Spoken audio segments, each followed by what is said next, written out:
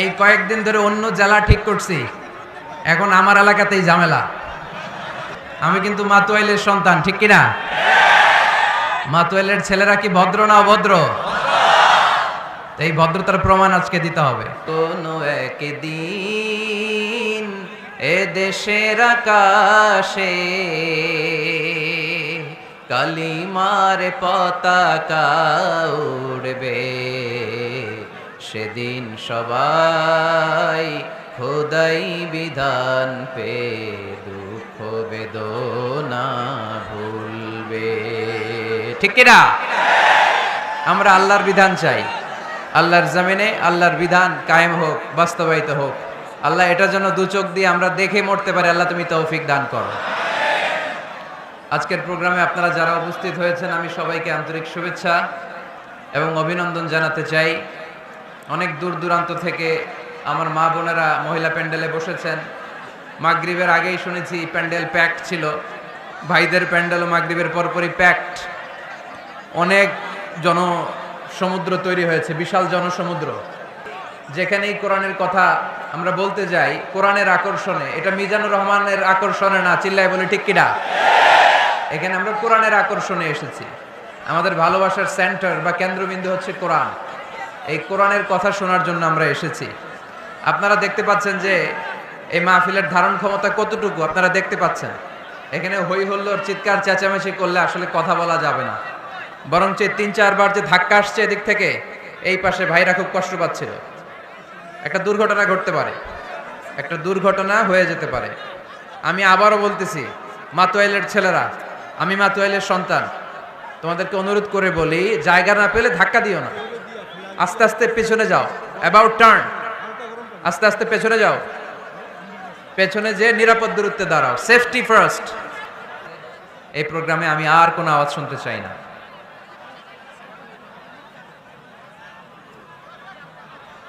একেবারে নীরব, একেবারে। মাশাআল্লাহ, এবার ঠান্ডা হয়েছে অনেকটা, ঠিক আছে। আওয়াজ করো না, নিজেই ঠিক হয়ে যাও, অন্যকে কিছু বলার দরকার নেই। কোনো আওয়াজ নাই, এদিকে মাশাআল্লাহ ঠান্ডা। আমি আপনাদের খেদমতে the similarities between science and the holy Quran এই বিষয়টা বোঝানোর জন্য কালামুল্লাহ মাজিদ থেকে একটা আয়াত তেলাওয়াত করেছি, সূরা আন-নাহলের 89 নম্বর আয়াত। এই আয়াতে আল্লাহ তাআলা ইরশাদ করছেন, ওয়া নাযালনা আলাইকাল কিতাবা তিবয়ানান লিকুল্লি শাই। নবী হে, আমি এই কিতাবটাকে মানে কোরআনটাকে আপনার কাছে নাজিল করেছি সব জিনিসের ব্যাখ্যা হিসেবে, ওয়া হুদাও হেদায়েত হিসেবে, ওয়া রাহমাতাও রাহমা হিসেবে, ওয়া বুশরা লিল মুসলিমিন আর মুসলমানদের জন্য সুসংবাদ হিসেবে। এই কোরআনে আমাদেরকে জান্নাতের সুসংবাদ দিয়েছে কে? আমরা সবাই জান্নাতে যেতে চাই কি চাই না? আমরা এখানে যেমনি একত্রিত হলাম, আল্লাহ জান্নাতেও যেন আমরা একত্রিত হতে পারি, তুমি তৌফিক দাও। আবার এই কোরআনে রহমত আছে না নাই? কোরআনের তাফসীর যখন হয়, কোরআনের আলোচনা যখন হয়, কালামুল্লাহ মাজিদ থেকে তেলাওয়াত যখন হয়, বিশ্বাসীরা যদি চুপ করে সে তেলাওয়াত, সে তাফসীর শুনে, তাহলে রহমতের বারিধারা আকাশ থেকে নাজিল করে কে? রব্বুল আলামিন বলেন, ওয়া ইযা কুরিআল কুরআনু ফাসতামিউ লাহু ওয়া আনসিতু লাআল্লাকুম তুরহামুন। যখন তোমাদের সামনে কোরআনের তেলাওয়াত করা হয়, কোরআন থেকে বর্ণনা দেওয়া হয়, কোরআনের তাফসীর করা হয়, কান দুটো খরগোশের কানের মতো খাড়া করে মনোযোগ দিয়ে ওই আলোচনা শোনো আর একেবারে চুপচাপ থাকো, তাহলে তোমাদের উপর রহমত নাজিল করবে কে? তাহলে কোরআন আমাদের জন্য সুসংবাদ আমরা পেলাম। আবার কোরআন আমাদের জন্য রহমত, mercy, blessings and the bounties from our Lord, এটাও পেলাম। এরপরে আল্লাহ বললেন হুদা, কোরআন আমাদেরকে হেদায়েত দেয়। কি দেয়? কোরআনে সব কিছু আছে। কোরআনে ইতিহাসের কথা আছে, তাই বলে কি এটা ইতিহাসের বই? কোরআনে সমাজ বিজ্ঞানের কথা আছে, তাই বলে এটা সমাজ বিজ্ঞানের বই? কোরআনে নবীদের অনেক মজার মজার গল্প আছে, তাই বলে এটা কি গল্পের বই? কোরআনে বিজ্ঞানেরও কথা আছে, তাই বলে কি এটা বিজ্ঞানের বই? না, এটা হেদায়েতের বই। এটা কিসের বই? The holy Quran Leeds the way, পথ দেখায়। The holy Quran guides us to the right sense of direction, কোন দিকে যেতে হবে এটা দেখায়। এটা হুদাল লিল মুত্তাকিন, এটা মুত্তাকিনদের জন্য পথ প্রদর্শনকারী। তো আজকের এই মাহফিলের শুরুতে যে মেসেজটা আপনাদের কাছে ড্রপ করতে চাই সেটা হচ্ছে কোরআন এটা হেদায়েতের কিতাব। এটা কিসের কিতাব? সবাই বলেন কিসের কিতাব? এটা গাইড দেয় যারা মুত্তাকি তাদেরকে। কোরআনের শুরুতেই আল্লাহ তাআলা এই বিষয়টা আমাদের কাছে ক্রিস্টাল ক্লিয়ার করেছেন, স্পষ্ট করে বলেছেন, যালিকাল কিতাব লা রাইবা ফি হুদাল লিল মুত্তাকিন। This is the book, the most authentic and original and reliable book ever in the world. There is no doubt in it and a guidance to those who are muttaqin. এটা এমন বই যে বইয়ে কোনো ভুল নাই। এই বইয়ে কোনো ভুল আছে? আওয়াজ করে বলেন, কোরআনে কোনো ভুল আছে? কোনো সন্দেহ আছে? সংশয় আছে? হেদায়েতের কিতাব করে মুত্তাকিদের জন্য এটাকে পাঠালো কে? এজন্য রাব্বুল আলামিন বলেন, যালিকাল কিতাবু লা রাইবা ফীহি হুদাল লিল মুত্তাকিন। This is the book, there is no doubt in it. এটা এমন বই যেটাতে সন্দেহ নাই। এটা মুত্তাকিনদের জন্য পথ প্রদর্শনকারী। তাহলে এই কথাটা, এই মেসেজটা আজকে আমাদেরকে মুখস্থ করে নিয়ে যেতে হবে যে কোরআন হেদায়েতের কিতাব। এটা কিসের কিতাব? পথ দেখায়, সত্যের পথ, কল্যাণের পথ, জান্নাতের পথ। ইয়াহদি লিল্লাতি হিয়া আকওয়াম, যে পথটা খুব সুদৃঢ়, খুব মজবুত। কোরআনের এই পথে ডানে বায়ে কোনো মোড় নাই, কোনো ইউটার্ন নাই, কোনো চৌমুহনী নাই, স্ট্রেট ফরওয়ার্ড। এই রাস্তায় যদি দুনিয়ায় আমরা চলতে শুরু করি, এই রাস্তা শেষ হয়ে যাবে জান্নাতুল ফেরদাউসের ভেতরে। আওয়াজ করে পড়ি সুবহানাল্লাহ। এজন্য এই কোরআন থেকে আমাদেরকে হেদায়েত নিতে হবে। এই কোরআন থেকে আমাদেরকে গাইডেন্স নিতে হবে। আমাদের জীবনের চলার পথে যেখানেই আমরা সমস্যায় পড়ব, এই কোরআন থেকে আমাদের গাইডেন্স, হেদায়াত, পথ প্রদর্শন যেটা আল্লাহ তাআলা আমাদের জন্য দিয়েছে সেটা আমাদেরকে গ্রহণ করতে হবে। কারণ এই কিতাব এমন কিতাব যেটা মানুষকে অন্ধকারচ্ছন্ন একটা পথ থেকে আলোর পথ দেখায়, ঠিক কিনা? বামপন্থীদেরকে ডানপন্থী বানায়, ঠিক কিনা? রাব্বুল আলামিন বলেন, আলিফ লাম রা কিতাবুন আনজালনাহু ইলাইকা লিতুখরিজান নাসা মিনাল যুলুমাতি ইলান নূর। Muhammad, I've revealed this book in order to lead the mankind out of darkness into the light. অন্ধকারাচ্ছন্ন মানুষগুলোকে অন্ধকার থেকে বের করে টেনে এনে আলোর পথে উঠিয়ে দেওয়ার জন্য এই কোরআনকে পাঠিয়েছে কে? তাহলে আমরা বুঝলাম এটা বিজ্ঞানের কিতাব নয়, যদিও বিজ্ঞান নিয়ে কোরআন কথা বলেছে। এটা ইতিহাসের বই নয়, যদিও অনেক ইতিহাস কোরআনে আছে। এটা গল্পের বই নয়, যদিও নবীদের গল্প পাওয়া যায় এই কিতাবে। এটা হেদায়েতের কিতাব। কিসের কিতাব? আরো জোরে বলতে হবে, কিসের কিতাব? আল্লাহ বলেছেন, মা ফাররাতনা ফিল কিতাবি মিন শাই। এই কিতাবে তোমাদের প্রয়োজনীয়, জরুরি এমন কোনো কিছু আমি বাকি রেখে দেই নাই। ওয়া নাযালনা আলাইকাল কিতাবা তিবয়ানান লিকুল্লি শাই। মানব প্রয়োজনীয় সব কিছু এই কিতাবের মধ্যে দিয়ে দিয়েছে কে? আল্লাহ। রান্নাঘর থেকে বঙ্গভবন কিভাবে চালাতে হয় আছে না নাই? ঘরে বসে বসে কাঁথা সেলাই থেকে শুরু করে মহাকাশের সূক্ষ্মাতি সূক্ষ্ম কাজ কেমন করে পরিচালনা করতে হয় আছে না নাই? রাজনৈতিক অঙ্গনকে কেমন করে সেটেল করতে হয়, লিড দিতে হয়, সেটাও আল্লাহর কোরআনে আছে না নাই?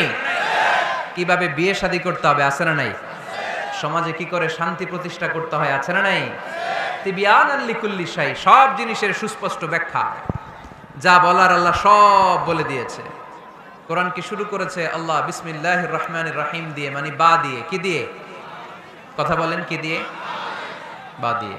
আর শেষ করেছে সূরা নাস দিয়ে, মিনাল জিন্নাতি ওয়ান নাস। সিন, বার সিন মিলালে কি হয়? এবার বাসে চড়ে গুলিস্তান। বাসে চড়ে কই যাব? গুলিস্তান। ওই বাস? ওই বাস নাকি? না, ওই বাস না। এই বাস মানে যথেষ্ট। মাতুয়াইলে হাওয়াই মিঠাই পাওয়া যায়? পাওয়া যায়? কই পাওয়া যায়? হ্যাঁ, আগে যখন আমরা ছোট ছিলাম আমরা এগুলো খাইতাম তো। কটকটি, কটকটি আছে এখন? ঘরের ওই যে পুরান জোতা টোতা, প্লাস্টিকের বোতল, এগুলো দিয়ে আমরা কটকটি খাইতাম। আর খাইতাম এই হাওয়াই মিঠাই, খুব মজা লাগতো এগুলো। এরকম গোল করে সাজায় রাখতো, জিব্বায় লাগাইলেই নাই। খাইছেন আপনারা? এই ব্ল্যাক হোল হচ্ছে এমন যে ব্ল্যাক হোলের রেঞ্জের মধ্যে কোনো তারা ঘুরতে ঘুরতে ঘুরতে যদি চলে আসে, হাওয়াই মিঠাই মুখে লাগাইলে যেমনি নাই, ওই তারাও নাই। তার মানে কোরআন বলেছে মাওয়াকি আন-নুজুম, সায়েন্স বলেছে ব্ল্যাক হোল, দুটার মধ্যে মিল আছে না নাই? সৃষ্টি তত্ত্বে আমরা যা পেলাম, বিস্ফোরণে সৃষ্টি হয়েছে, কোরআন বলেছে ফাতাকনাহুমা, সায়েন্স বলেছে বিগ ব্যাং থিওরি। কোরআন বলেছে মুসিউন, যেটা অ্যাক্সেলারেট হচ্ছে, সায়েন্স এটার নাম দিয়েছে সুপারনোভা কসমোলজি প্রজেক্ট।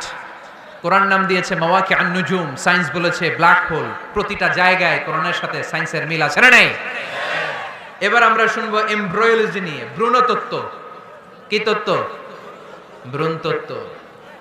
আমরা আমাদের মায়ের পেটের ভেতরে এখন যত বড় আছি তত বড়ই ছিলাম, তাই না? কতটুকু ছিলেন? কতটুকু?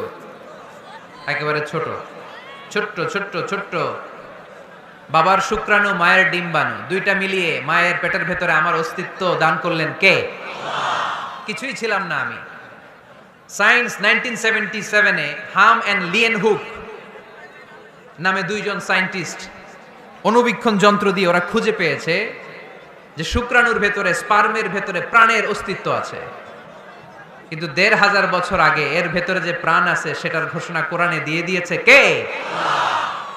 ওভাম এন্ড স্পার্ম, দুইটা মিলে হয় জাইগোট। তারপর জাইগোট থেকে হয় এমব্রয়ো, ভ্রূণ। আমি, আপনি, আমরা সবাই ছিলাম ছোট্ট একটা ভ্রূণ, ব্যাঙ্গাচির মতো। বর্ষাকালে মাতু আইলে খালে বিলে ব্যাঙ্গের পোনা পাওয়া যায় না? দেখতে মাছের বাচ্চার মতো, তাই না? ছোট বাচ্চারা মনে করে মাছের পোনা, বাড়িতে ধইরা নিয়ে আস, মারাকে মা পোনা লয়ে আইছি, মাই দেখে দেখুনি, আছে না নাই? আসলে কি এটা মাছ? এটা কি ব্যাঙ্গের পোনা? তো আমরা, আমি, আপনি, প্রত্যেকে আমরা ব্যাঙ্গের পোনার মতো ছিলাম, রক্তচোষা জোকের মতো ছিলাম, মায়ের জরায়ুর দেয়ালের মধ্যে লেগেছিলাম। তারপরে আল্লাহ তাআলা আমাদেরকে বড় করতে আরম্ভ করলেন। স্পার্ম ড্রপ থেকে আমরা হলাম ব্লাড ক্লট, রক্তপিণ্ড। সেখান থেকে আমরা হলাম মুদগা, নুতফা, আলাকা, মুদগা, 3 স্টেজ। প্রতি 40 দিন পর পর আমার সাইজ বাড়তে লাগলো। সায়েন্স এটা স্বীকার করেছে যে প্রত্যেক 40 দিন পর বাচ্চার একটা নোটিসেবল ডেভেলপমেন্ট ঘটে। আল্লাহ রাসূল সাল্লাল্লাহু আলাইহি ওয়াসাল্লাম বলেছেন ইন্না খালকাকুম ইউজমাউ ফি বাতনি উম্মিহি 40 ইয়াওমা, প্রতি 40 দিন পর তোমার মায়ের পেটের ভেতরে তোমার সাইজ একটু বড় করা হয়। চিল্লায় পড়ি আল্লাহু আকবার। তারপরে তুমি নুতফা থাকো, নুতফা থেকে তুমি আলাকা হও, আলাকা থেকে মুদগা, স্টেপ বাই স্টেপ রক্তপিণ্ড। তারপরে আমি হয়ে যাই গোশতপিণ্ড। ওই গোশতের ভেতরে আল্লাহ তাআলা আমার স্কেলিটন দেয়, কঙ্কাল।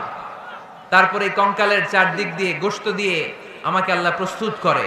সর্বশেষ এই চামড়ার লেভেল দিয়ে মায়ের পেটে আমাকে ডেকোরেটিং করে কে?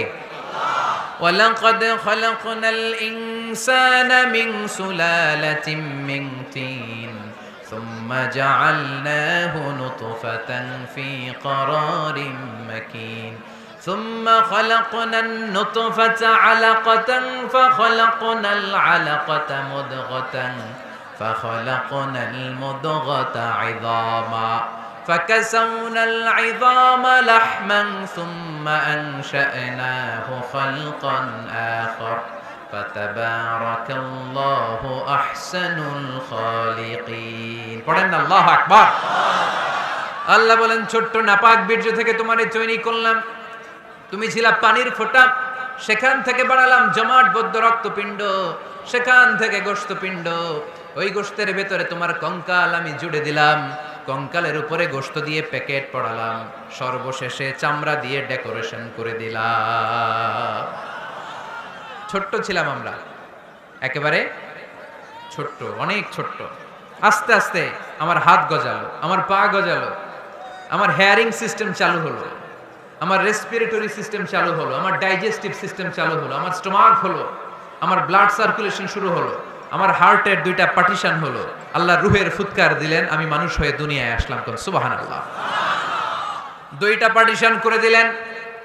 আর এই পাম্প মেশিন আমার মায়ের পেটের ভেতরেই চালু করে দিলেন কে?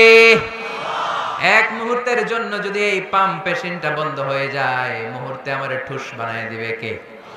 আরে মানুষ রঙিন ফানুষ দম ফুরাইলে তবু তো ভাই কারোরই নাই একটুখানি আইরে মানুষ রঙিন ফানুষ, রঙিন ফানুষ আইরে মানুষ। আল্লাহু আকবার।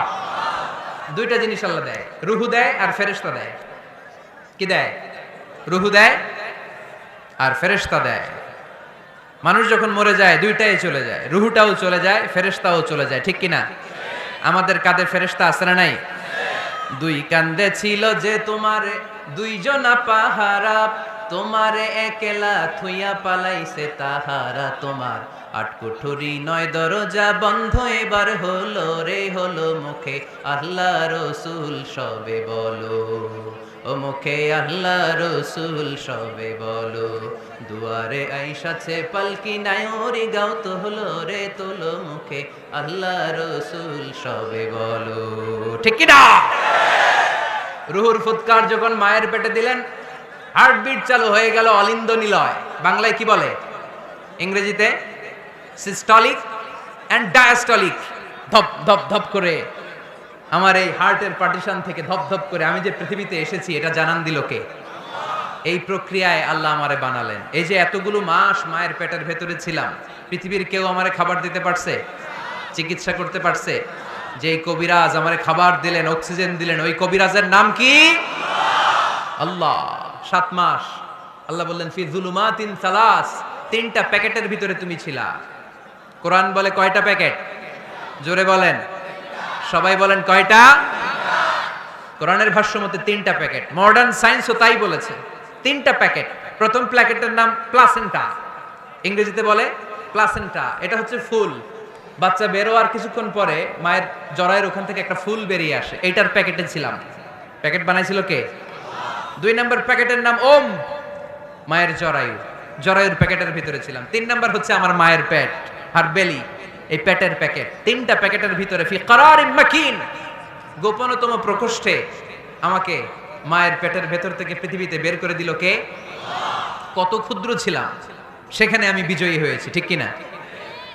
এই যে লাম, তারা প্রমাণ করেছে যে অণুবীক্ষণ যন্ত্র দিয়ে তারা দেখেছে 1 ফোঁটা বীর্যের ভেতরে 20 কোটি শুক্রাণু যদি না থাকে, তাহলে ওই ফোঁটা শুক্রাণু থেকে মায়ের গর্ভে কোনো সন্তান জন্মলাভ করে না। কয় কোটি? আমি ওই 20 কোটি শুক্রাণুর একটা, আপনি ওই 20 কোটি শুক্রাণুর একটা, ঠিক কিনা? তার মানে মহা একটা যুদ্ধ হয়েছিল তখন ডিম্বাণুর ভেতরে আঘাত করার জন্য। সেই যুদ্ধে 19,99,99,999 শুক্রাণুকে পেছনে ফেলে ওই খেলায় চ্যাম্পিয়ন হয়েছিলাম আমি। চিল্লায় বলেন ঠিক কিনা? ওই দিন মায়ের পেটে যে আমার অস্তিত্বের জানান আমি দিয়েছিলাম, তখন আমার হাত ছিল নাকি? পা ছিল? দাদা ছিল? দাদি ছিল? টাকা ছিল? ব্যাংক ব্যালেন্স ছিল? কিছুই ছিল না। তখন আমি বিজয়ী হয়েছি। তখনও যখন আমি বিজয় লাভ করতে পেরেছি, এই দুনিয়ার বুকে এসেও আমাদের বিজয় কেউ ঠেকায় রাখতে পারবে না। চিল্লায় বলেন ঠিক কিনা? আমরা বিজয় করতে এসেছি, যাই করব আমরা ভালোভাবে করব, এটা ইসলামের শিক্ষা, ঠিক কিনা? কাজ ছোট হোক বড় হোক, ভালো করলে সওয়াব আছে না নাই? যে কোনো কাজ করো না ভাই, যে কোনো কাজ করো, তা যেন হয় সবার চেয়ে সবচেয়ে সুন্দর। যে কোনো কাজ করো না ভাই, যে কোনো কাজ করো, তা যেন হয় সবার চেয়ে সবচেয়ে সুন্দর। হোক না সেটা পড়ালেখা, রঙের ভাষায় ছবি আঁকা, হোক না সেটা সামান্য কাজ কিংবা মহত্তর, তা যেন হয় সবার চেয়ে সবচেয়ে সুন্দর। আলহামদুলিল্লাহ পড়ে।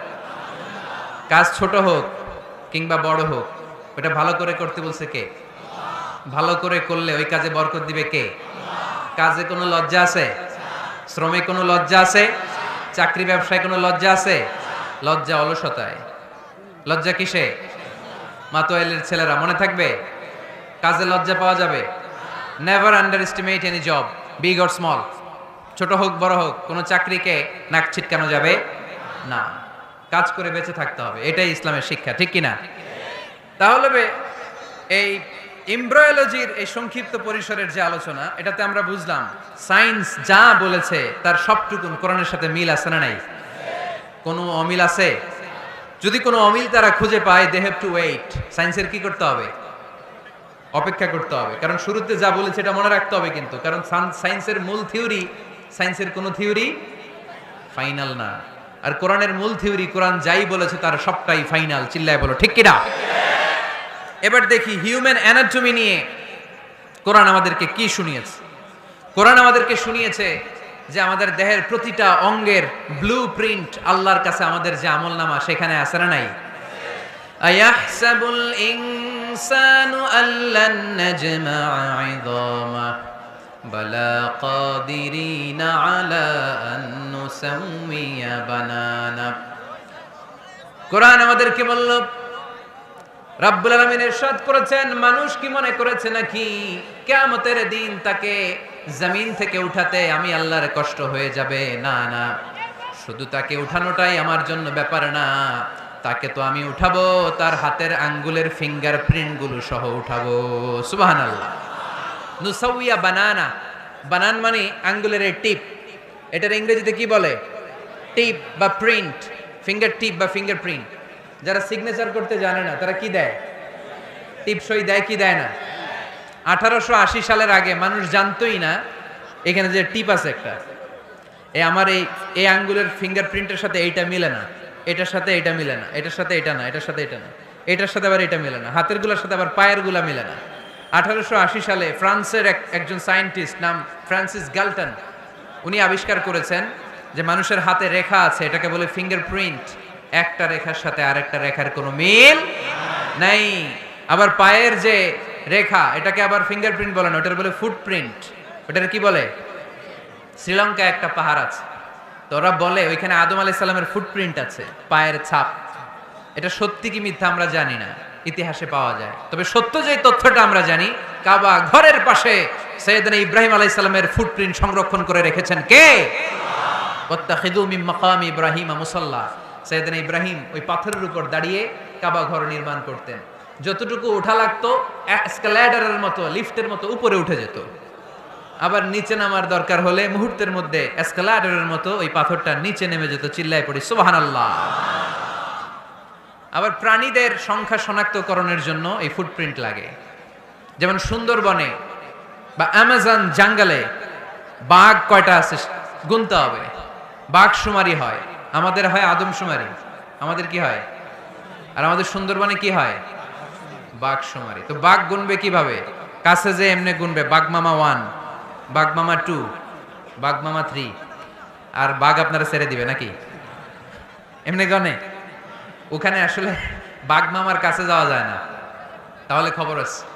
ওখানে বাঘের পায়ের ছাপ দেখে বাঘ শুমারি হয়, কারণ একটা বাঘের পায়ের ছাপের সাথে আরেকটা বাঘের পায়ের ছাপের কোনো মিল না। কারিগরটার নাম কি? ফ্রান্সিস গ্যালটন 1880 সালে আবিষ্কার করলেন যে একটার সাথে আরেকটার মিল নাই। 1880 সালের আগে পৃথিবীর কেউই জানতো না এই জায়গায় এই কারিশমা আছে। কেউ জানতো?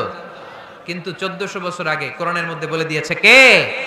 আয়াহসাবুল ইনসানু আল্লান নাজমা'a 'ইযামা বালা কাদিরিনা আলা আন নুসাউমিয়া বানানা। মানুষ কি মনে করেছে নাকি মানুষ মরে যাবে, হাড় গোড় পচে যাবে, তারে আমি উঠাতে পারবো না, আর তোরে তো আমি উঠাবোই, তোর ফিঙ্গারপ্রিন্ট সহকারে উঠাইয়া দেব। এখন সব জায়গায় এটা লাগে।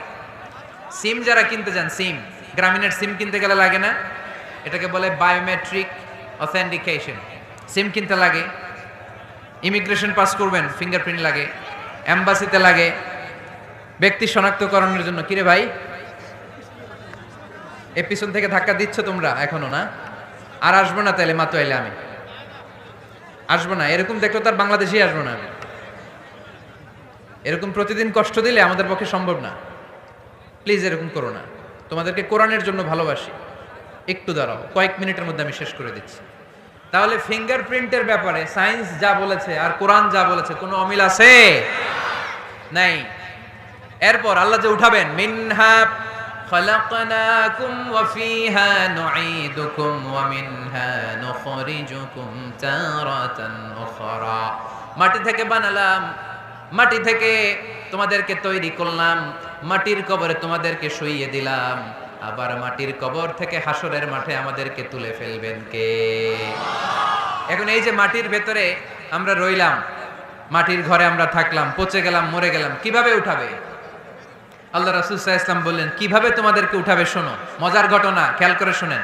আল্লাহ রাসূল সাল্লাল্লাহু আলাইহি ওয়াসাল্লাম বললেন, সহিহ মুসলিমের বর্ণনা, ইন্না ফিল জাসাদি আযমান লা তাআকুলুহুল আরদু আবাদান ওয়া মিনহু ইউরাক্কাবুল খালকু কুল্লুহু ইয়াউমাল কিয়ামা। আল্লাহ রাসূল বললেন, নিশ্চয়ই প্রত্যেক মানুষের, প্রত্যেক প্রাণীর দেহের মধ্যে একটা ছোট হাড় আছে। কি আছে? হাড় বা হাড্ডি। লা তাআকুলুহুল আরদু আবাদা, মাটি কখনো ওই হাড্ডিটারে খেতে পারে না। অমিনহু ইউরাক্কাবুল খালকু কুল্লুহু ইয়াউমাল কিয়ামা, কিয়ামতের দিন ওই হাড্ডিকে বেসিক ধরে সবগুলো মানুষকে দাঁড় করায় দিবে কে? সাহাবারা জিজ্ঞেস করলেন, আইয়ু আযমিন ইয়া রাসূলুল্লাহ, ও আল্লাহর হাবিব, ওই হাড্ডিটার নাম কি? আমাদের জানতে বড় মনে চায়। বিশ্বনবী বললেন, হাড্ডিটার নাম হলো আজবুয জানাব। আজবুয জানাব ইংরেজিতে বলে কক্সিক্স। ইংরেজিতে কি বলে? ডাক্তার হবা কে কে? হাত তোলো।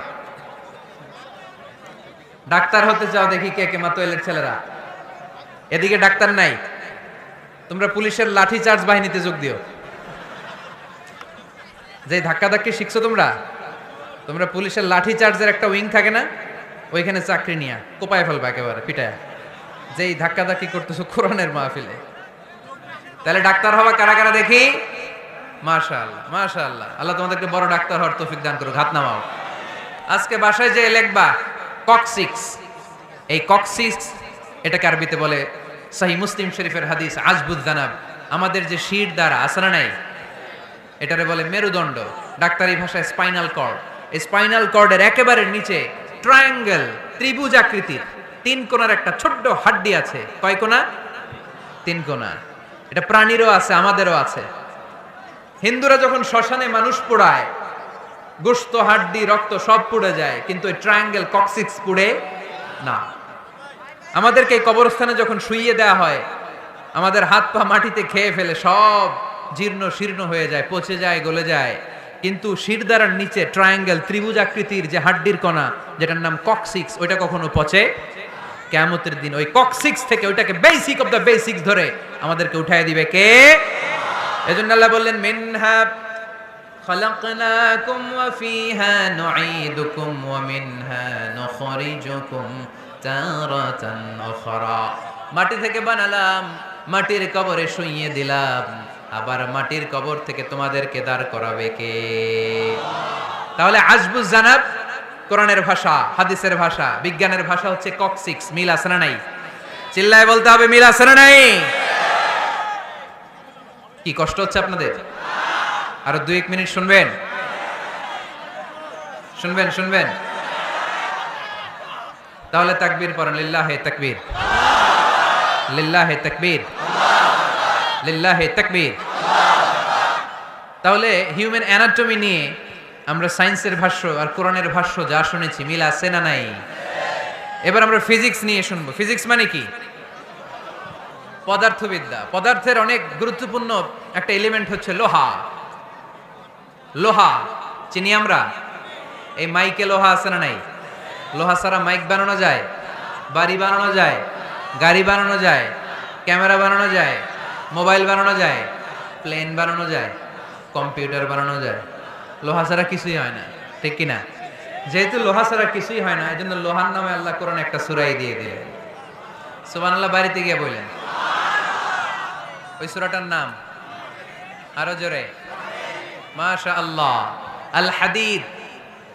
আল্লাহ বললেন, ওয়া আলান্না লাহুল হাদিদ, ও দাউদ, তোমার জন্য লোহারে আমি নরম বানিয়ে দিলাম। ফিহি বাসুন শাদীদ ওয়া মানাফিউ লিন-নাস ওয়া আনজালনাল হাদিদা ফিহি বাসুন শাদীদ ওয়া মানাফিউ লিন-নাস। আমি লোহাকে আকাশ থেকে নাজিল করলাম, লোহার ভেতরে রয়েছে অনেক শক্তি। মানাফিউ লিন-নাস, মানুষের জন্য উপকার। এই লোহা দিয়ে নানান ধরনের জিনিস বানানোর কৌশল আমাদেরকে শিখালো কে? এই ছেলে, রাইট। এই চিল্লাচিল্লির মধ্যে পারা যাবে? হাদিদ মানে লোহা। হাদিদ মানে কি? লোহা। আল্লাহ বললেন, খেয়াল করে শুনেন, এই যে মাশাআল্লাহ ঠান্ডা, হ্যাঁ এবার ঠিক আছে, এরকম থাকো। লোহা, সূরার নাম হাদিদ, লোহা। ওয়া আনজালনাল হাদিদ, লোহাকে আমি নাজিল করেছি। এই আয়াত থেকে বোঝা গেল লোহা পৃথিবীর উপাদান না। চাচা, ওয়া আনজালনাল হাদিদ, লোহাকে আমি নাজিল করেছি। আকাশ থেকে বৃষ্টি নাজিল করে কে? এই কোরআনকে নাজিল করছে কে? নাজিল কি উপরের থেকে হয় না নিচ থেকে? তার মানে ওয়া আনজালনাল হাদিদ, লোহাকেও আল্লাহ এইভাবে নাজিল করছে। কোরআন যেমনি উপর থেকে নিচে, ফ্রম আপ টু ডাউন, বৃষ্টি যেমনি উপর থেকে নিচে, তেমনি লোহাকেও উপর থেকে নিচে নাজিল করেছে কে? কোরআনের এই আয়াত থেকে বোঝা যায় লোহা পৃথিবীর উপাদান নয়, লোহা নিশ্চয়ই বাইরে থেকে এসেছে। সায়েন্স বর্তমান সময়ে এটাই বলছে, চিল্লায় কোন সুবহানাল্লাহ। সায়েন্স বলছে লোহার একটা মলিকিউল তৈরি করতে যে টেম্পারেচার বা তাপ লাগে, এটা পৃথিবীতে দূরের কথা, সূর্যের ভেতরেও নাই। 1 কোটি ডিগ্রি সেলসিয়াসের তাপমাত্রা ছাড়া লোহার কোনো অণু পৃথিবীতে তৈরি হওয়া সম্ভব না। চিল্লায় বলো ঠিক কিনা? এত বেশি তাপমাত্রা সৌরজগতের সব গ্রহ নক্ষত্রের তাপমাত্রা একসাথে মিলালেও চলবে না। তার মানে কোরআন যা বলেছে আর সায়েন্স যা বলেছে মিল আছে না নাই? এরপরে কোরআন পাহাড়ের ব্যাপারে বলেছে, ওয়াজআলনাল জিবালা আওতাদা, আমি পাহাড়গুলোরে পেরেকের মতো জমিনে ঢুকিয়ে দিয়েছি। সুবহানাল্লাহ। তাহলে পাহাড়কে আল্লাহ তাআলা পেরেকের সাথে তুলনা করলেন। কিসের সাথে? পেরেক চিনেন? সবাই চিনেন? মাতোয়াইলে আছে পেরেক? কি করে পেরেক দিয়ে? কাঠের ভিতরে ঠুকে না, দেয়ালে ঠুকে। তাহলে আল্লাহ পাহাড়গুলোরে বললেন পেরেক।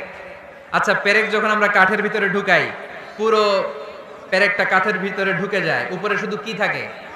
মাথাটা থাকে, ঠিক কিনা? তার মানে আমরা যে পাহাড় দেখতে পাচ্ছি এটা পাহাড়ের মাথা। পুরো পেরেক যেমনি কাঠের ভিতরে, পুরো পাহাড়টা আছে মাটির ভিতরে। চিল্লায় পড়ি আল্লাহু আকবার। জমিনে আমরা দৃশ্যমান এই পৃথিবীতে খালি চোখে যে পাহাড় দেখতে পাই, এটা আসল পাহাড় না, এটা পাহাড়ের মাথা। যেমনি পেরেক যখন কাঠের ভিতরে ঢুকে দেই, পুরো পেরেকটা কাঠের ভিতরে ঢুকে যায় কি যায় না? পেরেক নিয়ে যখন আমি হাতুড়ি দিয়ে মারলাম, পুরো পেরেকটা কই যায়? কাঠের ভিতরে, তাই না? তার মানে খালি চোখে যে পাহাড় দেখি, এটা পেরেকের মাথা যেমনি একটু দেখা যায়, এটা পাহাড়ের মাথা। আসল পাহাড় মাটির ভেতরে, উপরে যদ্দূর দেখা যায় তার কমসে কম 10 গুণ পাহাড় মাটির ভিতরে রেখে দিয়েছে কে? এজন্য আল্লাহ উপমাটা, মেটাফরিকটা এইভাবে দিলেন, ওয়াজআলনাল জিবালা আওতাদা, এই পাহাড়কে, মাউন্ট এভারেস্টকে, আলাস্কা পর্বতমালাকে, আলপস পর্বতমালাকে, এই গারো পাহাড়কে, এই কেওক্রাডাঙ্গার তাজিংডং বিজয়কে আমি পাহাড়ের মতো জমিনের মধ্যে গেড়ে দিয়েছে। চিল্লায় পড়বো সুবহানাল্লাহ। আবার আল্লাহ বললেন, ওয়ামিনাল জিবালি জুদাদুম বীদুন ওয়া হুমরুম মুখতালিফুন আলওয়ানুহা ওয়া গরাবিবু সুদ, পাহাড়ের মধ্যে কোন পাহাড় আমি বানিয়েছি ধবধবে শুভ্র সাদা, কোন পাহাড় আমি বানিয়েছি রক্তিম লাল, কোন পাহাড় আমি বানিয়েছি কুচকুচে কালো। 3 কালারের পাহাড়। কয় কালারের? মৌলিকভাবে ধবধবে শুভ্র সাদা পাহাড়, অথবা রক্তিম লাল পাহাড়, অথবা কুচকুচে কালো পাহাড়। আপনি পৃথিবীর পাহাড়গুলো নিয়ে যদি গবেষণা করেন, বিভিন্ন রঙের পাহাড় আপনি দেখবেন। আমি তো পৃথিবীর অনেক জায়গায় পাহাড় দেখেছি। মিশরে আমি তুর পাহাড়ের চূড়ায় উঠেছি। ওখানে যেখানে মুসা আলাইহিস সালামের কাছে আল্লাহ নূরের তাজাল্লি দিয়ে ফোকাস করেছেন, পাহাড়টার নাম তুর পাহাড়। 2 বার আমি উঠেছি এটার চূড়ায়। উঠতে আমার অনেক কষ্ট হয়েছে। ওখানে উঠে ফজরের সালাত পড়ে আমি খেয়াল করে দেখলাম তুর পাহাড়ের আশেপাশের পাহাড়গুলো কোনোটা খয়েরি, কোনোটা কালো, কোনোটা লাল, কোনোটা ধূসর। আল্লাহু আকবার। এক এক পাহাড়কে এক এক রং দিয়ে তৈরি করলো কে? পৃথিবীতে চায়না নামে একটা দেশ আছে না? চায়না একটা শহর আছে গানজু। কি নাম? আজকে যে গুগল করবা, the গানজু city located in China, চায়নাতে অবস্থিত গানজু শহরে একটা পাহাড় আছে। এই পাহাড়ের নাম রেইনবো মাউন্টেন। কি নাম? মানে রংধনুর পাহাড়। রংধনুর কয় রং? সবাই কন, আরো জোরে। 7 রং না? আমরা ছোটবেলায় মুখস্থ করতাম, বেনিয়া সহকলা, বেনিয়া সহকলা। এই 7 রঙের পাহাড় ওখানে দেখা যায়। এক জায়গায় 7 রঙের পাহাড়। সুবহানাল্লাহ কইতে পারলেন না? মজা করে। বানালো কে? সুনানে তিরমিজি আর মুস্তাদরাকে হাকিম, মুসনাদে আহমদ ইবনে হাম্বলের হাদিস। আল্লাহ যখন পৃথিবী বানালেন, এই পৃথিবীটা ঘোরার পাশাপাশি কাঁপাকাঁপি শুরু করে দিল। এই পৃথিবীর কাঁপাকাঁপি বন্ধ করার জন্য রব্বুল আলামিন পৃথিবীর মধ্যে পাহাড় গেড়ে দিলেন। 7টা tectonic plate, 7 tectonic plates creates the mountain range on earth. 7টা টেকটনিক প্লেট আল্লাহ দিলেন। পৃথিবী সৃষ্টি করার পরে পৃথিবী কাঁপে, আল্লাহ পাথর দিয়ে পেরেক মারলেন, পৃথিবী আর কাঁপে না। সুবহানাল্লাহ কোন। ফেরেশতারা দেখে তো অবাক। ফেরেশতারা বলে, আল্লাহ পাহাড়ের এত শক্তি, পাহাড় গেড়ে দিলেন পৃথিবীতে, আর পৃথিবী কাঁপে না। হাল মিন খালকিকা আশাদ্দু মিনাল জিবাল, আল্লাহ আপনার সৃষ্টির মধ্যে পাহাড়ের চেয়ে শক্তিশালী কি কিছু আছে? আল্লাহ বললেন, নাআম, আছে। আল হাদিদ, লোহা। লোহা পাহাড়ের চেয়ে শক্তিশালী, কারণ লোহা পাহাড়ে মারলে পাহাড় ভেঙে যায়, ঠিক কিনা? ফেরেশতারা আরো অবাক, লোহা এত শক্তিশালী? হাল মিন খালকিকা আশাদ্দু মিনাল হাদিদ, আল্লাহ তাহলে লোহার চেয়ে শক্তিশালী মনে হয় কিছু নাই, আছে? আল্লাহ বললেন, নাআম, আছে। আন্নার, আগুন, কারণ আগুনের মধ্যে লোহা ফেলে দিলে লোহা গলে যায়, ঠিক কিনা? ফেরেশতারা তো আরো অবাক। ফেরেশতারা বলে, তাই নাকি? আগুন এত শক্তিশালী, তো হাল মিন খালকিকা আশাদ্দু মিনান নার, আল্লাহ আপনার সৃষ্টিতে আগুনের চেয়ে শক্তিশালী কিছু আছে? আল্লাহ বলে, আছে। আলমা, পানি, কারণ আগুনের মধ্যে পানি ঢাললে আগুন পাওয়া যায়। ফেরেশতারা তো এবার আরো অবাক, পানি এত শক্তিশালী, ওই পানি গট গট গট গট করে আমরা খাই, এত শক্তিশালী আল্লাহ। হাল মিন খালকিকা আশাদ্দু মিনাল মা, আপনার সৃষ্টিকুলের মধ্যে পানির চাইতে শক্তিশালী কি কিছু আছে? আল্লাহ বলে, আছে। সেটা আবার কি? আল্লাহ বলে, আর রিহ, বাতাস। বাতাস যখন সাগরের পানির মধ্যে উচ্ছ্বাস মারে তখন এটা জলোচ্ছ্বাস হয়ে যায়, ঠিক কিনা? বাতাসের ধাক্কায় পানি জলোচ্ছ্বাস হয়ে এক জায়গা থেকে আরেক জায়গায় যায়। আল্লাহ বললেন, পানির চাইতেও শক্তিশালী সৃষ্টি আমার আছে, ওইটার নাম বাতাস। ফেরেশতারা অবাক হয়ে আবার জিজ্ঞেস করে, আল্লাহ আপনার সৃষ্টিকুলের মধ্যে বাতাসের চাইতেও শক্তিশালী কিছু আছে কিনা বলেন। আল্লাহ বললেন, আছে। বাতাসের চাইতেও শক্তিশালী হলো আমার আশরাফুল মাখলুকাত মানুষ।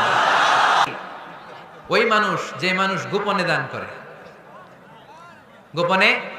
আল্লাকা সিররুন ইনদাল্লাহ বাইনাকা আনতা ওয়া বাইনাল্লাহ, আল্লাকা সাদাকাতুন তাখফা লা ইয়ালামুহা ইল্লাল্লাহ, আল্লাকা সিররুন ইনদাল্লাহ বাইনাকা আনতা ওয়া বাইনাল্লাহ, আল্লাকা সাদাকাতুন তাখফা লা ইয়ালামুহা ইল্লাল্লাহ। পড়তে হবে আল্লাহু আকবার।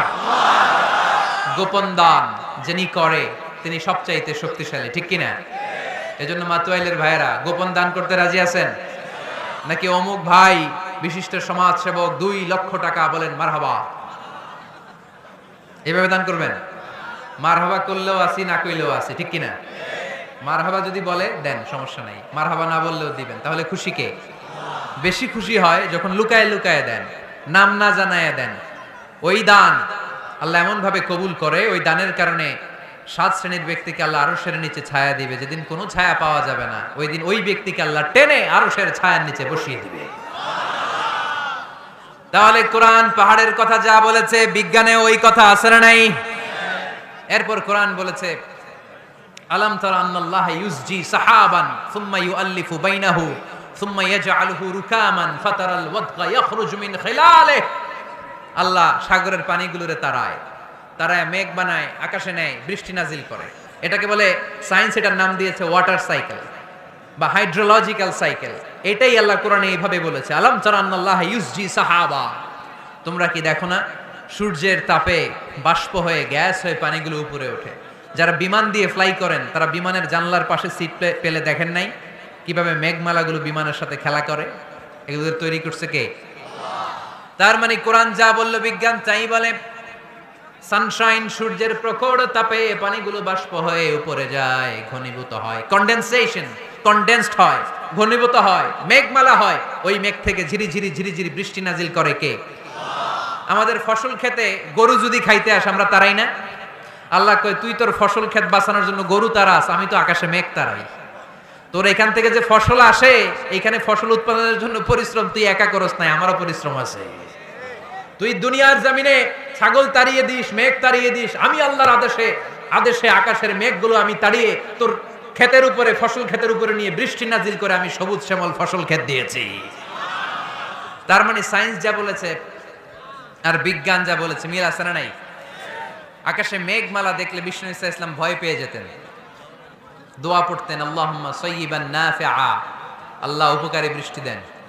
বৃষ্টি দেখলে, মেঘ দেখলে আল্লাহ রাসূল পেরেশান, একবার ঘরের ভিতরে আরেকবার বাইরে, একবার ভিতরে আরেকবার বাইরে। আম্মা জান বলতেন, ইয়া রাসূলুল্লাহ, আকাশে মেঘ দেখলে আপনি পেরেশান হন কেন?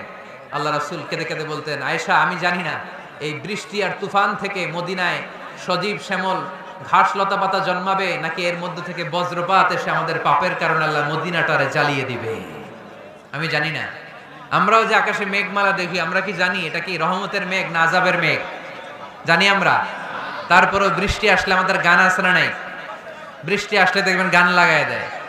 বৃষ্টি পরে টাপুর টুপুর, ওই কয় পায়ে দিয়ে সোনান্নপুর, সব মুখস্থ। এগুলো করা যাবে না।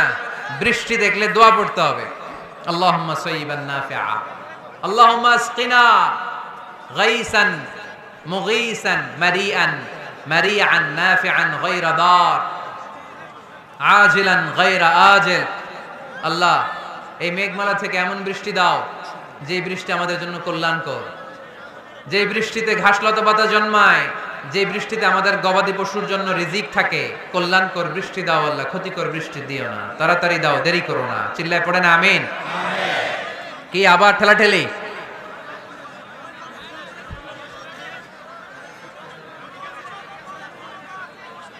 মোনাজাত করে দেই না?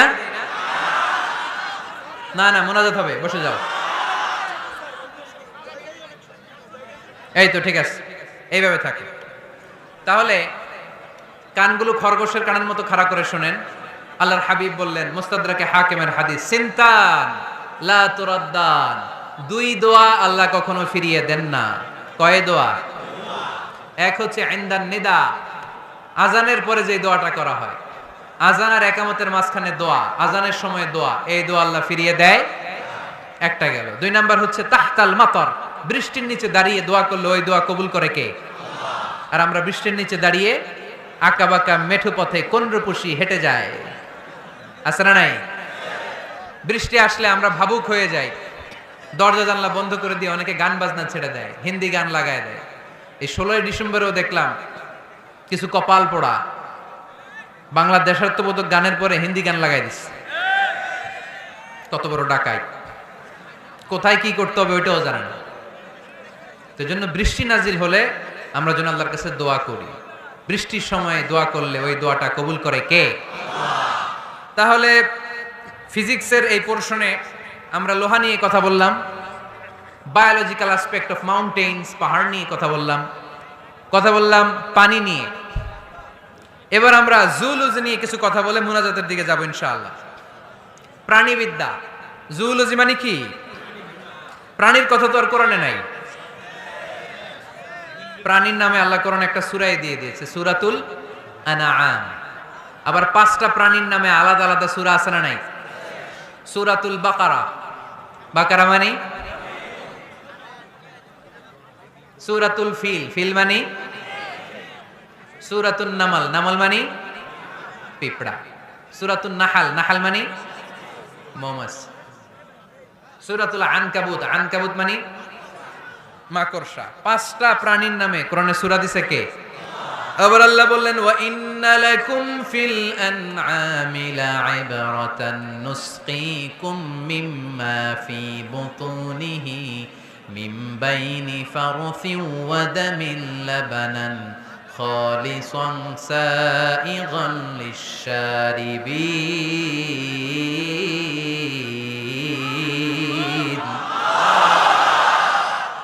প্রাণীর পেটের ভেতর থেকে আমি তোমাদের জন্য একটা লিকুইড পদার্থ বের করি, মিন বাইনি ফারসিন ওয়া দামিন লাবানা। এই লিকুইড পানিটা গোবর আর রক্তের মাঝখান দিয়ে আমি বের করি, কিন্তু এই পানিটার মধ্যে গোবরও মিশে না, রক্তও মিশে না। সুবহানাল্লাহ। লাবানান খালিসান, এটার নাম ফ্রেশ মিল্ক, এটার নাম সাইগান লিশ-শারিবিন, খেতে খুব সুস্বাদু। সুবহানাল্লাহ পড়েন। মা তো এলে গরু গাবি পালেন নাকি আপনারা? কারা কারা পালেন দেখি? ছাগল পালেন কারা কারা? মা বা'আসাল্লাহু নাবিয়্যান ইল্লা রাআল গানাম। এই দুনিয়ায় এমন কোন নবী নাই যে নবী ছাগল চড়ায় নাই। ছাগল চড়ানো নবীর সুন্নাত। সুবহানাল্লাহ কইলেন না? তাহলে মেকানিজমটা দেখেন, what a brilliant mechanism of discharge in milk from animals body. আল্লাহ বললেন মিন বাইনি ফারসি ওয়া দামিল লাবানা। ফারস মানে গোবর, ফারস মানে দাম মানি রক্ত, দাম মানি। তাহলে গরুর পেটের এক লাইনে থাকে গোবর, এক লাইনে, আরেক লাইনে রক্ত। গোবরও নাপাক, রক্ত, গোবর খাওয়াও হারাম, রক্ত খাওয়াও। কিন্তু দুই হারামের মাঝখান থেকে, দুই পচা জিনিসের মাঝখান থেকে, দুই বিদঘুটে জিনিসের মাঝখান থেকে দুধ আমাদের জন্য বের করে দেয় কে? মেকানিজমটা দেখছেন? মিম্বাইনি ফারসি ও জামিল্লা বানা, একদিকে গোবর একদিকে রক্ত, মাঝখান দিয়ে স্বচ্ছ দুধ। সুবহানাল্লাহ পড়েন। এই দুধ এমন একটা খাবার, এটা খেয়ে হজম করতে পারলে আজীবন বেঁচে যাবে। নিউট্রিশনের যে ইনগ্রেডিয়েন্টস আছে 6টা, পুষ্টি উপাদান 6টাই আছে দুধে। এজন্য আল্লাহ রাসূল সাল্লাল্লাহু আলাইহি ওয়াসাল্লাম দুধ বড্ড পছন্দ করতেন, আর বলতেন আলাইকুম বি আলবানিল বাকার, তোমরা গরুর দুধ খেও। ফা ইন্নাহা তুরাম্মু মিনাল আশজার, কেননা গরুর দুধ এটা ঘাস লতা পাতার নির্যাস। গরু কি খায়? ফাস্ট ফুড খায় না? গরু বার্গার খায় না? ফ্রেঞ্চ ফ্রাইজ খায় না? টিক্কা খায় না? চিকেন কাবাব? গরু কি খায়? এই ঘাস খাবেন, মানে শাকসবজি খাবেন। গরু ঘাস খায়, এজন্য গরুর পেট থেকে দুধ বের করে দেয় কে? আলাইকুম বি আলবানিল বাকার, তোমরা গরুর দুধ খেও। কত বড় ডাক্তার ছিলেন বিশ্বনবী মুহাম্মদ সাল্লাল্লাহু, এমন বিশ্বস্ত নবী, যেটা খাইতে বলছে ওইটা খাইলেই ডাইরেক্ট অ্যাকশন। কালিজিরা খেতে বলতেন, মধু খেতে বলতেন, লাউ খেতেন। লাউ খেলে পেট যত ঠান্ডা থাকে, পৃথিবীর কোনো খাবার এত ঠান্ডা হয় না পেট, ঠিক কি না? এজন্য বিশ্বনবী বলছেন আলাইকুম বি আলবানিল বাকার, গরুর দুধ খাবা। ফা ইন্নাহা তুরাম্মু মিনাল আশজার, কেননা ঘাস পাতা খেয়ে গরুর ভেতরে আল্লাহ ঘাস পাতার মাধ্যমে দুধ বানায়। আবার বিশ্বনবী বললেন মেরাজের রাতে জিব্রাইল 3টা মগ এনে আমার হাতে দিয়েছিল। এক মগের মধ্যে ছিল পানি, আরেক মগের মধ্যে ছিল মদ, আরেকটা মগের মধ্যে ছিল দুধ। 3টা দিয়ে আমার টেস্টিং শুরু করে দিছে। টেস্টিং করতেছে। বিশ্বনবী ধরেন তো কোনটা ধরবেন? বিশ্বনবী দুধেরটা ধরলেন। কোন? সুবহানাল্লাহ। সাইয়েদনা জিব্রাইল বললেন আখাস্তাল ফিতরা, নবী আপনি যেমন ধরছেন তেমন, আপনি যেমন, আপনার স্বভাব যেমন, নিয়েছেনও তেমন। এজন্য দুধ খাবেন, বাচ্চাদেরকে দুধ খাওয়াবেন।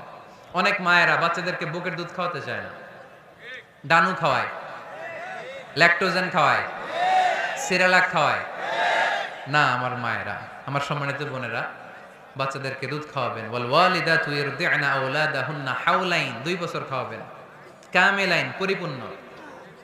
লিমান আরাদা আন ইউতিম্মার রাদাআ, কারণ মায়ের বুকের দুধের প্রথম দিক থেকে যে দুধটা বের হয় এটাকে বলে শাল দুধ।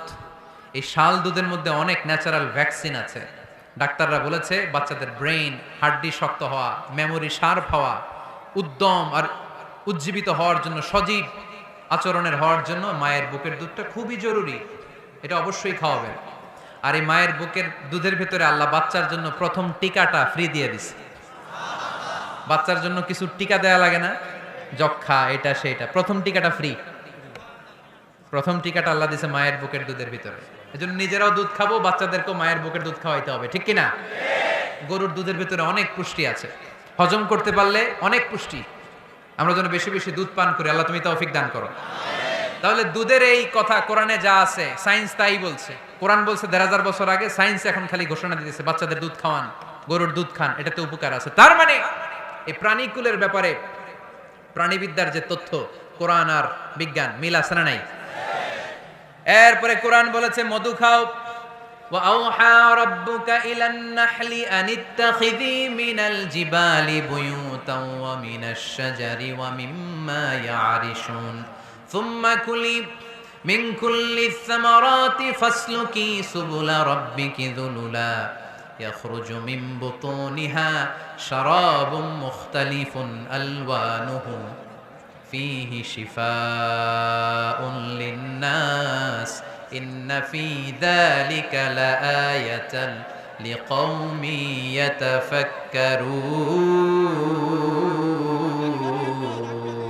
يتفكرون لقوم يتفكرون চিন্তাশীলদের জন্য এই মধুর মধ্যে আল্লাহ চিন্তা রেখে দিয়েছেন। আওহা রাব্বুকা ইলান নাহাল, আল্লাহ মধুরে মেসেজ পাঠাইছে। আমরা মোবাইলে কি পাঠাই? এই মেসেজ আমার মোবাইলে আসে, আমার বন্ধু আমারে পাঠাইলে আরেক জায়গায় যায়। শুধু আমিই জানবো। মৌমাছির আল্লাহ যেটা পাঠাইছে এটা মৌমাছি বুঝতে পেরেছে। আনিত্তাখিদি, আল্লাহ অর্ডার করার সময় নারী মৌমাছিকে বলেছে, এটা মুয়ান্নাসের সিগা। আপনারা যারা আরবি জানেন, আলেম ওলামা ইকরাম যারা এসেছেন তারা জানেন ইত্তাখিজ এটা মুযাক্কার, পুরুষের জন্য। ইত্তাখিদি মুয়ান্নাস, নারীদের জন্য। আল্লাহ মৌমাছিকে যখন বলেছেন মৌচাকের বাসা বাঁধো, তখন আল্লাহ পুরুষ মৌমাছিরে বলে নাই, বলছে নারী মৌমাছিকে। কোন মৌমাছিকে? কার্ল ভন ফ্রেশ নামে একজন অস্ট্রিয়ান বিজ্ঞানী, এই সায়েন্টিস্ট গবেষণা করে দেখেছে মৌচাকের বাসার মধ্যে পুরো মৌমাছির সব কার্যক্রমের প্রধান যে থাকে এটা পুরুষ মৌমাছি না, এটা নারী মৌমাছি। সুবহানাল্লাহ, এত আসতে। অস্ট্রিয়ান এই সায়েন্টিস্ট একটা বই লিখেছে, দ্য ডান্সিং বিজ, কিভাবে ফাসলুকি সুবুলা রব্বিকি যুলুলা। এইখানে মৌচাক আর মধু আনতে যায় 5 মাইল দূরে, এরপরে আবার এই রাস্তাটা চিনে মৌমাছি যা আসে ওরে রাস্তা চিনায় দেয় কে? আল্লাহ সিক্রেট মেসেজ দিয়ে বললেন ইত্তাখিদি, ঘর বানাও। আওহা রাব্বুকা ইলান নাহলি আন ইত্তাখিদি বাইতা, উপরে ঘর বানাও। মিনাল জিবালি বুয়ুতা, পাহাড়ে বানাও, গাছের মগ ডালে বানাও, যাতে পোলাপানরা ঢিল মারতে না পারে। কাছাকাছি নিচু জায়গায় মৌচাকের বাসা হলে পোলাপানরা কি করে? মধ্যে ঘর জন্য ঢিল মারে না? আল্লাহ দেখেন কিভাবে সিক্রেট মেসেজ দিল যে নিচে তুমি তোমার মৌচাকটা করো না, উপরে বানাও। আর আমার দেখা পথ অনুযায়ী তুমি মধু নিয়ে আসো। এটাকে বলে ফ্লাওয়ার নেক্টার, পুষ্পরস। মধু এত ভালো কেন? এর কারণ মৌমাছি যখন পুষ্পরস বা ফ্লাওয়ার নেক্টার সে নিয়ে আসে, সে ফলের রস আনে, সে ফুলের রস আনে, সে বনাজি গাছ থেকে আনে, ঔষধি গাছ থেকে আনে, হার্বাল ট্রি থেকে আনে। এজন্য মধুর চেয়ে ঔষধি গুণ সম্পন্ন কোন ন্যাচারাল লিকুইড পানীয় পৃথিবীতে আবিষ্কার হয় না। চিল্লা এখন সুবহানাল্লাহ। ফাসলুকি সুবুলা রব্বিকি যুলুলা, এগোতে থাকো। তারপরে মধুগুলোকে নিয়ে বাসার মধ্যে রাখো। এই আয়াত থেকে প্রমাণ হয় পুষ্পরস সংগ্রহ করে মধু এটাকে খেয়ে ফেলে, এমন না মুখ দিয়ে এনে মৌচাকে রেখে দেয়, না, এটা খেয়ে ফেলে। খেয়ে পেটের ভেতরে একটা চেম্বার আছে, আলাদা একটা চেম্বার, ওইখানে এনজাইম দিয়ে এটাকে সমৃদ্ধ করে। তারপর একটা টিউব আছে এটার পেছনে, টিউব দিয়ে মৌচাকের ভেতরে মধুকে পৌঁছে দেয় আমাদের জন্য। কোন সুবহানাল্লাহ। এই অস্ট্রিয়ান সায়েন্টিস্ট উনি গবেষণা কইরা অপারেশন করে মৌমাছি কেটে দেখতে পেল মৌমাছির পেটের ভিতরে একটা পাকস্থলী না আমাদের মতো, ওর পেটের ভিতরে আল্লাহ 2টা পাকস্থলী দিয়েছে। একটা তার নিজের খাবারের পাকস্থলী, আর একটা আমাদের জন্য যে মধু এনে এটাকে এনজাইম লিকুইড দিয়ে সমৃদ্ধ করবে, ওইটার জন্য আরেকটা পাকস্থলী। চিল্লায় পড়তে হবে আল্লাহু আকবার। এজন্য মধু খেতে রাজি আছেন তো? বিষ্ণু ঈসা ইসলাম ফ্রেশ মধু খেতেন। দুর্গন্ধযুক্ত মধু বিশ্বনবী সাল্লাল্লাহু আলাইহি সাল্লাম কখনো খেতেন না। আর বিষ্ণু ঈসা ইসলাম বলতেন আলাইকুম বিশিফাআইন, তোমরা 2টা শিফা নাও। কোরআনে এই মেসেজটা খেয়াল রাখবেন, কোরআনে কালামুল্লাহ মাজিদে 2টা বিষয়ের ক্ষেত্রে আল্লাহ শিফা শব্দ যোগ করেছেন। এক হচ্ছে স্বয়ং কোরআনের ক্ষেত্রে আল্লাহ বলেছেন এটাতে আছে শিফা, আর মধুর ক্ষেত্রে বলেছেন মধুতে দিয়েছি আমি শিফা। এজন্য বেশি বেশি মধু খাওয়ার দরকার আছে না নেই? কত ধরনের মধু যে পৃথিবীতে পাওয়া যায়, ব্ল্যাক হানি, হোয়াইট হানি, ক্রিমড হানি, অর্গানিক হানি, এগুলো খুঁজে খুঁজে খাবেন। আজকে মধু খাইছেন কে কে? দেখি হাত তোলেন। মাশাআল্লাহ, আমিও খেয়ে আসছি আপনাদের সাথে। প্রতিদিন মধু খাইতে হবে শীতকালে। আজকে শীত পড়ছে না অনেক? মধু খেয়ে যদি আপনি কাজ শুরু করে দেন, শীত বাবাজি আপনার কাছে আসতে পারবে না। বিষ্ণু ঈসা ইসলাম মধু খেতে আমাদেরকে উৎসাহিত করেছেন। তার মানে এমন বিশ্বস্ত নবী আমার, যেটা খেতে বলেছেন এটা খেলে আমাদেরকে সুস্বাস্থ্য দান করবে কে? তার মানে প্রাণীবিদ্যায় আমরা কোরআন থেকে যে তথ্য পেয়েছি, এই তথ্যের সাথে বিজ্ঞানের তথ্যের মিল আছে না নাই? কোনো অমিল আছে? কিন্তু বিজ্ঞান যদি কোনো অমিল খুঁজে পাওয়া যায়, বিজ্ঞানী বাবাজিদের কি করতে হবে? কি করতে হবে? They have to wait unless they get their final discoveries, the latest and modern invention. তাদের নতুন ইনভেনশন যতক্ষণ না আসে বসে থাকতে হবে, কারণ তোমাদের কথা ফাইনাল না। বিজ্ঞানের সবচেয়ে বড় থিওরি যে বিজ্ঞানের কোনো থিওরি ফাইনাল না, আর কোরআনের সবচেয়ে বড় থিওরি কোরআন যাই বলেছে তাই মনে থাকবে। এজন্য আজকের এই সংক্ষিপ্ত আলোচনা থেকে আমরা বুঝতে পারলাম যে বিজ্ঞান আর কোরআনে কোনো অমিল নেই, আছে শুধু মিল।